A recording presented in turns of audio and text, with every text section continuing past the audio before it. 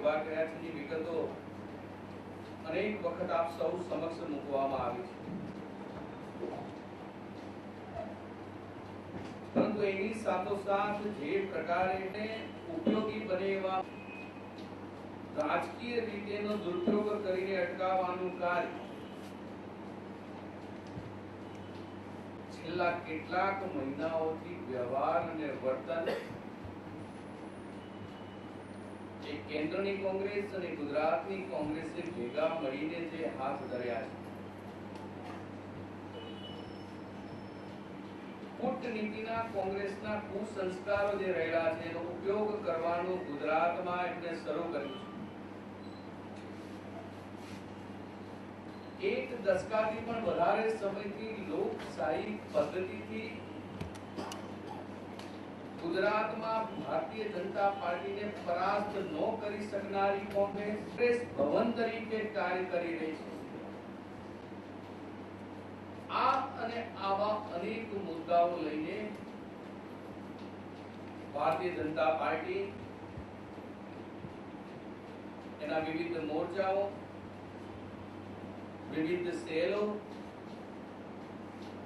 ચૂંટાયેલા પ્રતિનિધિઓ નગર તરીકે ઉપયોગ થઈ રહ્યો છે। મહામહિમ રાષ્ટ્રપતિજીએ નામદાર રાજ્યપાલ શ્રીને પાછા બોલાવવા જોઈએ, આ એક માંગણી છે અમારી। બીજી માંગણી છે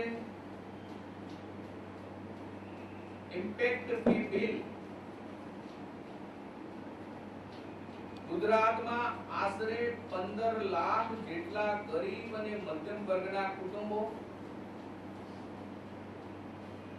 જેમને પોતાની માલિકીની જમીનમાં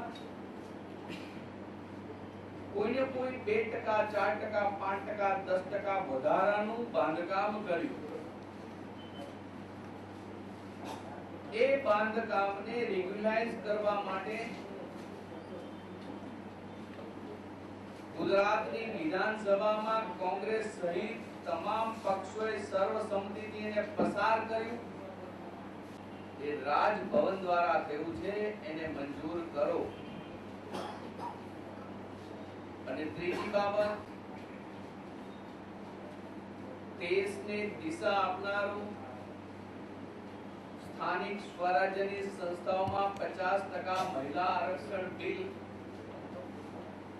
કોઈ નામની જાહેરાતો કરે એ છેલ્લા કેટલાક મહિનાઓમાં એની પહેલા તો રાજભવન દ્વારા ક્યાં નિર્ણયો કરવામાં આવ્યા છે એ કોંગ્રેસના આગેવાનો પહેલા જાહેર કરી દેશે, અને મારા મીડિયાના મિત્રો બધા જે વાતથી અવગત છે કે રાજભવનના નિર્ણયો કોંગ્રેસ પહેલા જાહેર કરે। આ પ્રકારની સ્થિતિએ એ ગુજરાત માટે અહિતકારી છે, અને એની સામે અમે જન આંદોલન સીધી લોકોની વચ્ચે જઈને કરવા માંગીએ છીએ।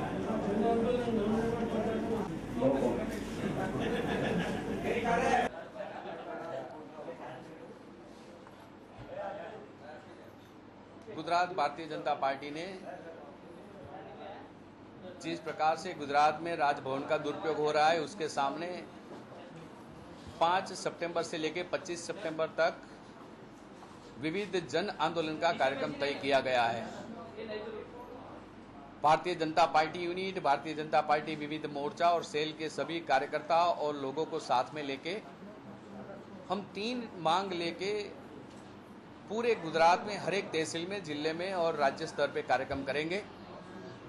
हमारी ये मांग है कि जिस प्रकार से संघीय ढांचे को तोड़कर लोकायुक्त की नियुक्ति की गई है, राजभवन कांग्रेस भवन बन गया है, इसी वजह से महामहिम राष्ट्रपति जी को नामदार राज्यपाल श्री को वापस बुलाना चाहिए। दूसरी हमारी डिमांड है कि गुजरात में इम्पैक्ट फी बिल, करीब 15 लाख घर ऐसे हैं जो गरीब और मध्यम वर्ग के परिवार हैं। उन्होंने अपनी खुद की जमीन में कुछ कंस्ट्रक्शन ऐसा किया है जिसकी मंजूरी बाकी, उनको रेगुलाइज करने के लिए विधानसभा में, असेंबली में एक बिल लाया गया, उनको सर्वानुमति से मंजूरी दी गई, नामदार गवर्नर श्री ने उनको वापस भेजा है। देश के और प्रांतों में जहां कांग्रेस का शासन है इसी प्रकार का बिल लाके उसको पास किया जाता है, उसको मंजूर किया जाता है, उसका अमल किया जाता है।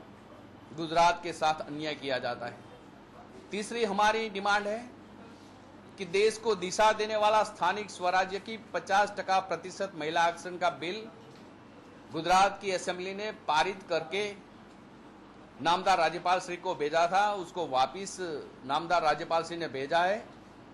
पूरे गुजरात की महिला शक्ति की यह मांग है कि उनको मंजूर करना चाहिए और स्थानिक स्वराज्य की संस्थाओं में 50% महिला आरक्षण आना चाहिए। यही 3 मांग लेके पूरे गुजरात के कोने कोने में हम जाएंगे। गुजरात में 250 से ज्यादा स्थानों के ऊपर हम कार्यक्रम करेंगे और अगले आने वाले दिनों में 20 दिन तक भारतीय जनता पार्टी और पार्टी के सभी यूनिट अलग अलग प्रकार के कार्यक्रम करेंगे।